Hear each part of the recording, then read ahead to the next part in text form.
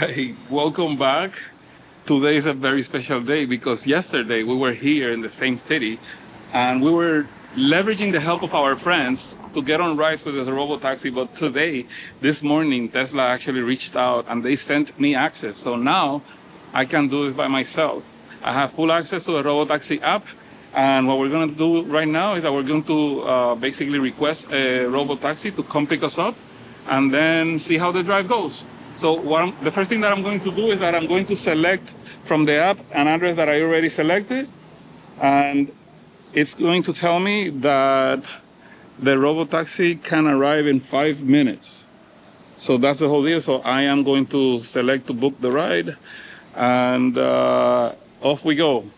The ride is 7 minutes away. Now we just wait for the Robotaxi to get here and just get on it, and it will take us to our destination, which is going to be, of all places, a botanical garden. So we want to check out that botanical garden while we're here, and we're just going to take the ride in the Robotaxi. So I'm going to show you when the Robotaxi comes closer to us, and we'll start the ride.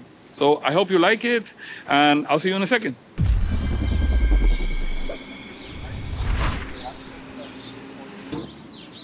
I'm sorry, say that again? Okay, yeah, I'll do that. Okay, so let's get inside. May I see your Robo? Yeah. Thank you. Awesome. Okay, so let's put on the seatbelts. A little bit of a special situation here right now because according to the app, and I'm looking at it right now, it says that the ride is 3 minutes away, but we're already in it, and I confirmed with the license plate, so I'm going to send that feedback. But just like all the rides, I'm going to hit here where it says start ride, so we can take off. And off we go.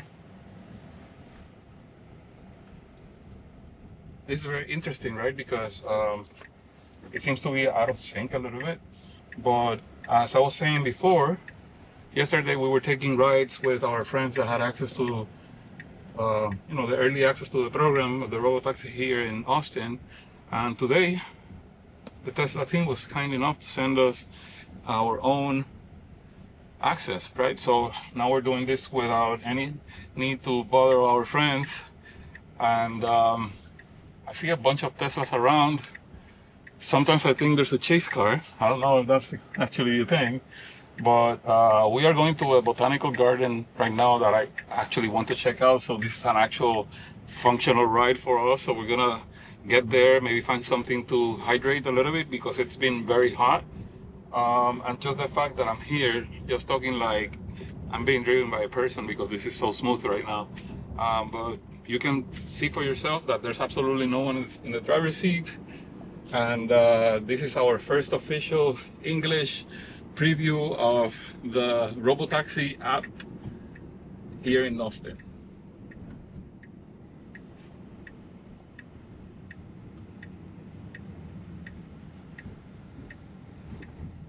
According to the app, we're gonna be there in about 6 minutes. The service is available for us, I think, between 6 a.m. and midnight. So we're probably gonna be hanging out a little bit here in Austin, go to different places. I'm actually gonna do some sightseeing. So that's why I want to check out those botanical gardens to see what's up. Because yesterday someone took me there, our friend Joe Techmeyer, but we just got to the parking lot, we didn't see anything. So today we're gonna actually see the botanical garden, see what's up there. And the app here is still saying that it's arriving at pickup. So this is gonna be feedback that I'm going to provide because we've been on the ride already for about 5 minutes. And it's saying that now is when it showed up at the stopping point. Yeah, just probably that's the reason why we're doing this. We're providing some feedback to the team. Now it's showing the sequence on the app that the door is open and showing that we have to fasten the seatbelts, and now it's showing the start ride button. I mean, it's going through the entire sequence that we went before, but it seems to have a delay of about 5 minutes. But thankfully, so that may be a disconnect between the app itself and the actual car, because the car is right on point. And I confirmed that this was our ride. Imagine that there were like other robotaxis getting to us. I confirmed that this one was ours because in the app it was showing the license plate. So I looked at the license plate. It also said that it was a red Model Y. And I confirmed that this was our ride, so that's why I was, that's why I dared to open the door and let them know that we were just delayed because the app said that our ride wasn't here yet. Normally, my guess is that after this service is fully public and won't have the need of someone, monitoring for safety, then you would just use the app, get in the car, use the support button, and let them know what happened. But for the meantime, what I'm going to do is that I'm going to send the feedback when the ride is over. That's basically what we're going to do. So let's just enjoy the ride and see if there's anything of interest. If you have any questions, let me know, and I'll be glad to answer as much as I can. At this point, I'm just a passenger. I'm going by my own experience, not that I have any inside information on what's happening behind the scenes. I'm just a user at this point.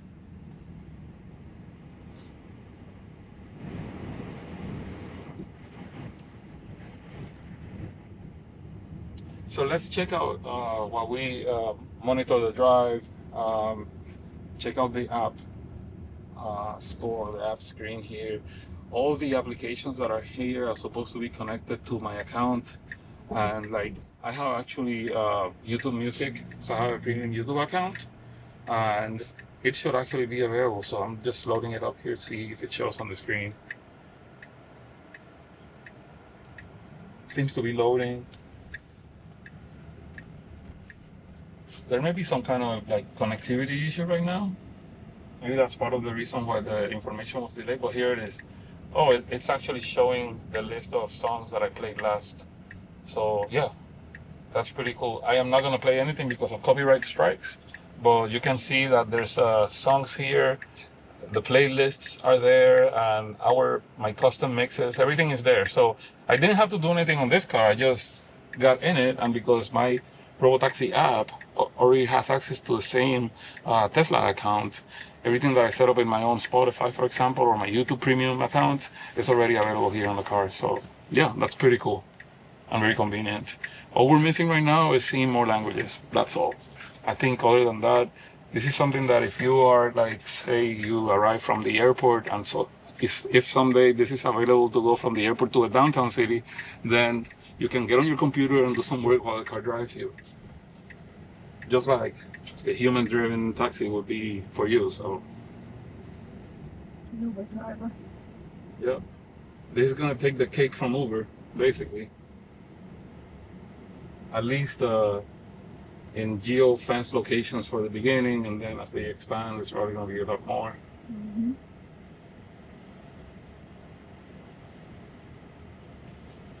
So let's see what else we have here. So if I hit the home screen, let's see. Oh no, I have to close here. Go to the main apps, and there's one interesting icon here, which is the privacy icon. I thought it was something like to turn off the camera or something like that. It's just informational. That's basically what it is. So it tells you what the cabin camera and the microphone are doing, when it will, capture information, when it won't. You can see here the climate controls, so we can like move the vents on the AC. We can heat up the rear seats, just like in my car. And then just the rest of the apps.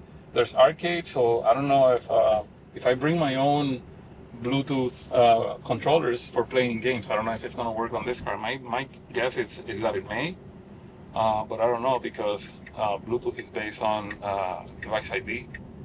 So that would be an interesting thing to do, but I did not bring my remote with me. So I don't know if you heard it, but there was a little bell, a little thing that sounded. That was an alert that's on the screen that says make sure to gather your belongings, to make sure that you don't leave your suitcase or your briefcase or anything of personal ownership here in the car. So just reminding you to do that. And you can open the trunk and get your stuff if you have anything in there. So our ride is done, uneventful ride, uneventful, just like all the rides. Here, like look at the screen, you see how it says contact support or open trunk. So those are the options that it gives you on the screen. I also have access to those options on the phone. So I'm gonna say goodbye to our friend. Goodbye, my friend. Thank you. Have a good one. See you on the You next too. one, and thank you for all your work.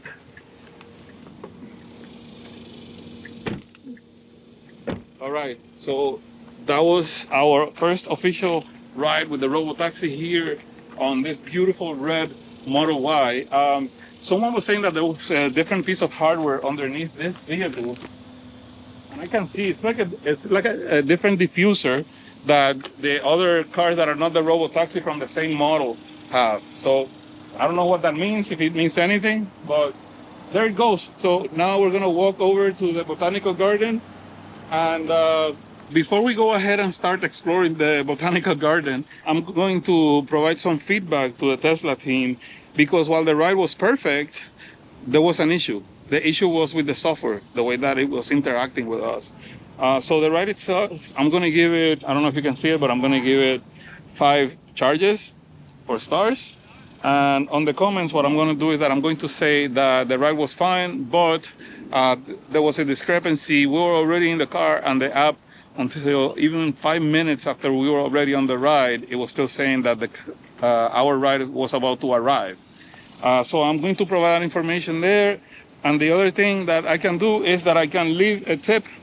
So if you can see that, there's a leave tip, $1, $2, or other. So I'm going to click on $2, and boom, it says just kidding, because it's a robot.